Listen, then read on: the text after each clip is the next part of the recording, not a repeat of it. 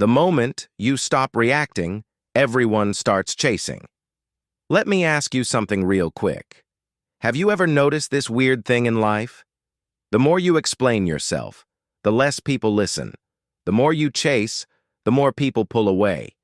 But the moment you stop reacting, suddenly everyone wants your attention. They text more. They ask questions. They start wondering what changed. So what's actually happening here? Is it manipulation? Is it mind games? No, it's psychology. And once you understand it, you'll never react the same way again. Let's talk about it. First, here's the truth nobody tells you. Most people don't value words. They value emotional control. When you react instantly, getting upset, defensive, excited, or anxious, your brain is giving away power. You're saying, what you do controls how I feel. And psychology says people subconsciously respect those who don't hand over that control.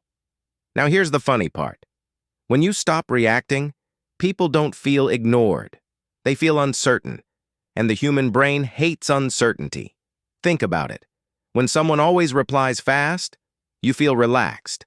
But when someone suddenly goes quiet, your mind starts running marathons. Did I say something wrong? Are they mad? Are they losing interest?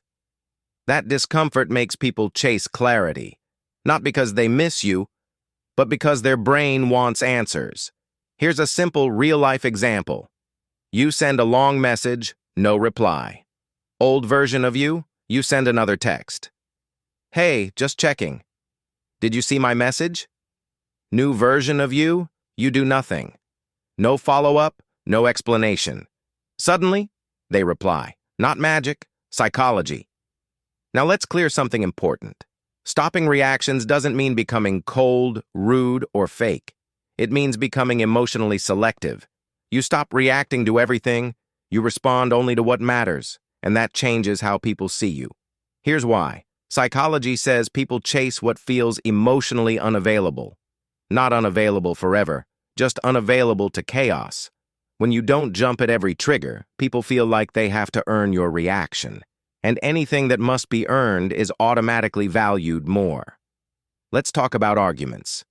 Ever noticed how the calm person always seems to win?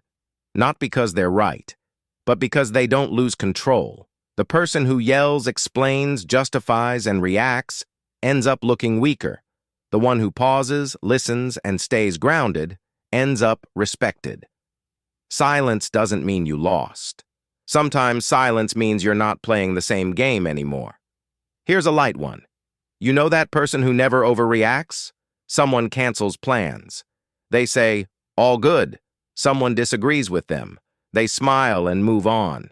Everyone says, wow, they're so confident. Meanwhile, inside they're just thinking, I'm tired of wasting energy. That's not arrogance. That's emotional intelligence. Now let's talk about chasing. The moment you stop chasing people, three things happen. First, people feel your absence. Second, they start questioning their value in your life. Third, they start doing the chasing. Not because you changed, but because the dynamic changed. Psychology calls this reversed effort. When effort is no longer guaranteed, it becomes attractive. Here's the uncomfortable truth. Most people don't chase love.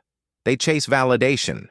When you react less, you stop feeding that validation, and suddenly they want it back. Now let's flip the perspective. Why does reacting too much push people away? Because emotional overreaction signals dependency. It says, I need this outcome, and need creates pressure.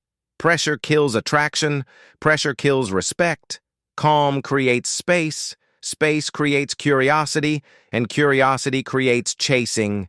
Here's a relatable moment. Someone leaves you on read. You feel the urge to explain yourself, to clear the air, to fix it. But instead, you do nothing. Hours pass. Then a message appears. Hey, sorry, I got busy. You didn't chase, you didn't react. You let silence do the talking. Now here's the important part. This isn't about playing hard to get. It's about being hard to shake. You become someone who doesn't fall apart at every situation. Someone who stays stable whether things go their way or not. That stability is rare, and people chase what is rare.